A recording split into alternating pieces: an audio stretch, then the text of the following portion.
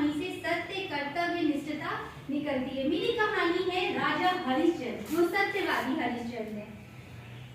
एक समय की बात है, स्वर्गलोक में देवराज इंद्र, गुरु वशिष्ठ और द्रोणाचार्य सभी आपस में बैठ करके चर्चा कर रहे थे कि इस समय पृथ्वी पे सबसे ज्यादा सत्यवादी और त्यागनिष्ठ कौन है। गुरु वशिष्ठ ने कहा, मुझे तो नहीं इतना लगता है। आचार्य जी ने कहा, मेरे हिसाब से इस वक्त पृथ्वी में सबसे ज्यादा दानी और त्यागी राजा हरिश्चंद्र है। गुरु विश्वामित्र ने कहा, नहीं नहीं, मुझे नहीं लगता है पृथ्वीवासी कोई दानी और सत्यनिष्ठ हो सकता है। सभी आचार्य देव ने कहा और इंद्रदेव ने कहा कि आप हम सब की तरफ से पृथ्वी पर जाएं और जा करके देखें क्या राजा वाकई में सत्यवादी और त्यागनिष्ठ हैं। गुरु विश्वामित्र पृथ्वी पर अपना भेष बदल करके महर्षि बन के आते हैं। उस समय राजा हरिश्चंद्र जंगल में शिकार करने को गए होते हैं। गुरु जी को देख करके राजा ने सादर नमस्कार किया और कहा, महर्षि मैं आपकी किस प्रकार सेवा कर सकता हूँ। महर्षि ने कहा कि मैं एक बहुत बड़े यज्ञ की तैयारी कर रहा हूँ। इस समय तो मुझे नहीं लगता कि मुझे आपकी कोई आवश्यकता की जरूरत है, मगर भविष्य में मैं जरूर आपसे कोई ना कोई आवश्यकता ढूंढूंगा। इतना कह करके गुरुजी वापस आ जाते हैं और राजा वापस आ जाते हैं। उसके बाद एक बार भरी सभा में महाराजा बैठे होते हैं और गुरु विश्वामित्र भेष बदल के महर्षि में आते हैं और कहते हैं, महाराज आपने मुझे पहचाना। महाराज विश्वामित्र को पहचानते हैं और कहते हैं कि हाँ महाराज, मैंने आपको पहचाना है, आप बताएं मैं आपकी किस प्रकार सेवा कर सकता हूँ। विश्वामित्र कहते हैं, मैं एक बहुत बड़ा यज्ञ की तैयारी कर रहा था, मैंने आपको बताया था, तो आप ये बताएं कि मुझे दान की आवश्यकता है, क्या आप मुझे दान कर सकते हैं। महाराज कहते हैं, जी जी अवश्य, आप बताएं आपको किस प्रकार का दान चाहिए। महर्षि कहते हैं, मुझे दान में आपका समस्त राजपाट, यश, धन और पृथ्वी पे जितना भी आपका साम्राज्य है, मुझे दान में वो चाहिए, क्या आप मुझे दे सकते हैं। महाराजा कहते हैं, बस इतनी सी बात, बिल्कुल अवश्य। महर्षि कहते हैं, धन्य हो राजा, और ये दान आप जैसे ही राजा दे सकता है, किंतु आप ये बताएं मुझे वो दान किस काम का जिसमें दक्षिणा ना हो। हमारे शास्त्रों के हिसाब से बगैर दक्षिणा के दान नहीं मुमकिन है।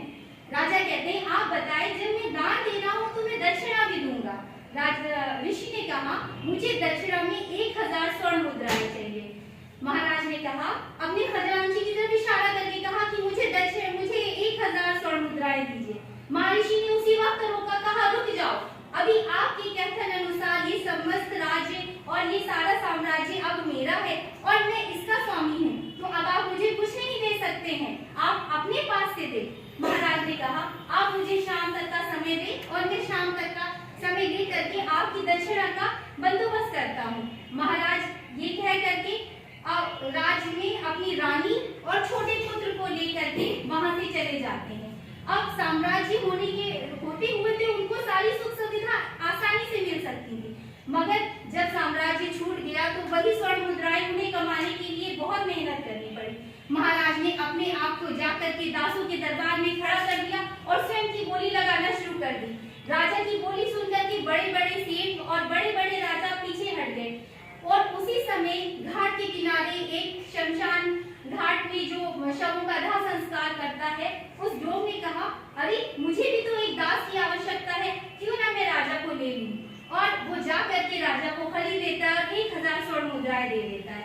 वो स्वर्ण मुद्राएं राजा अपने महर्षि को दे करके 2 रूपी स्वामी के यहाँ कार्य करने लगता है। और कार्य करते करते इसी बीच एक रात ऐसी आती है जब रानी अपने पुत्र को लेकर के रो की विलाप करती हुई शमशान में पहुंचती है और कहती है कि मुझे अपने पुत्र का अंतिम संस्कार करना है, कोई है यहाँ।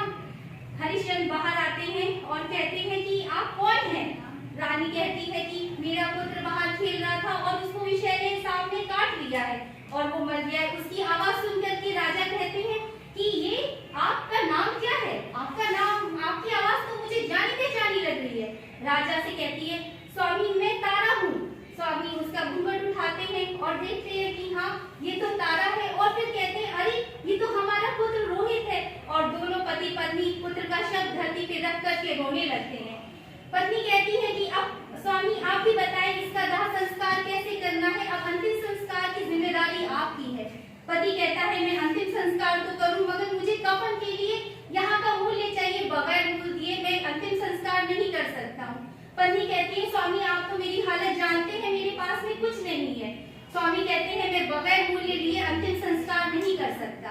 और फिर पत्नी अपनी साड़ी उतारती है और साड़ी का आधा पल्ला फाड़ करके स्वामी को दे देती है और कहती है इससे मूल्य आप अपना लीजिए और मेरे पुत्र का अंतिम संस्कार करिए।